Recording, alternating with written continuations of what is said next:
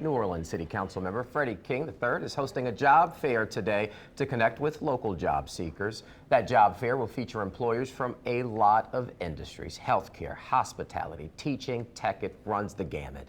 Councilman King joins us now to talk more about this initiative. Good to see you, sir. Good morning. Good morning. Thanks for having me. Of course, and we were talking about this. You were saying this is more than just making sure people have a job. Right. What do you mean by that? This is to offer our residents the ability to have a career that has benefits, that has long-term benefits for them and their family. Health care, a job they can be proud of, a job that they can wear the uniform and say, hey, I'm not just out here making a quick dollar, I'm doing something that's going to provide for me and my family for years down the road. Along with your office, the district attorney's office, a lot of local leaders coming together for this, and where it's being held is of significance too. Yes, it's being held at the intersection of Basin and Bienville, between Basin and Crozat, and we chose this location for a reason. That area has been known to be a bit of a problem area for the residents and for the businesses, so we're bringing the jobs and opportunities directly to those who need them most. Before the police come and before something happens on that corner, we're saying, here's your opportunity to get it right. And it kind of grew. It started off with just for being for people at that intersection or in that community, but the reception has been great. So we're going to have over 20 employers coming out there, everyone from the DA's office, NOPD. We're going to have different departments within City Hall and people in the private sector to come out and say, hey, here's an opportunity to not just get a job, but a career with a salary, with benefits, with long-term health care. That is important. What's also important is making sure that everyone has that opportunity. You mentioned even those who may have done time for something to come on out and see what careers are out there. Exactly. I spoke to a group of individuals who said, hey, when I was in jail, I worked for 2 cents an hour. So I don't mind coming out and rolling up my sleeves for $10, $15 an hour, but we need the opportunity. So this is going to give them that opportunity.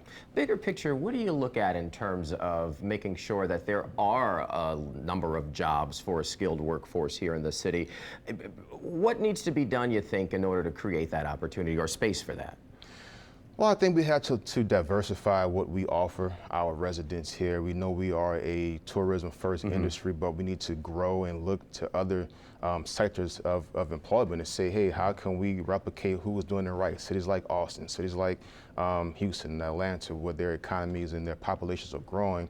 What could we do that they're doing to help our residents? Yeah, job programs are important there. That initiative underway today. Also want to ask you, while we have you here, big conversation in your district is the contract over garbage collection, IV waste contract, which is supposed to end, is being ended early by the mayor, the city council. There's a lawsuit and a bunch of other conversations going on about that. Just your take on where we stand right now. Well, like you said, it's in litigation. For me, it's really simple. I don't really care who does the job, so long the job is being done at its highest level. And right now, the job is being done at its highest level by IV Waste. They're going above and beyond, and the residents of the quarter are satisfied, the businesses of the quarter are satisfied, and even the visitors. So once you have everyone who's mostly affected saying, we don't want change, I think you need to keep it how it is. When I'm looking at this from the outside, right, and I'm thinking, well, why is there so much conversation about picking up the garbage? I mean, that should be something that I shouldn't have to worry about here.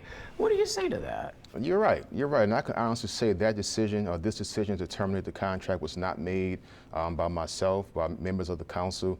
We have yet to find out why the decision was made. The contract has the potential to be a year to end of December, and we just want to know why, with the residents and the business, with everyone else, what's the hurry to do it right now? Everything is going fine.